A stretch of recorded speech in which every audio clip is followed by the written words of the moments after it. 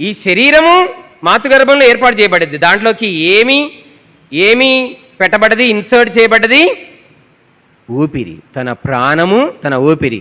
నా ప్రాణమా నా గానమా నా ఊపిరి నీవే యేసయ్యా.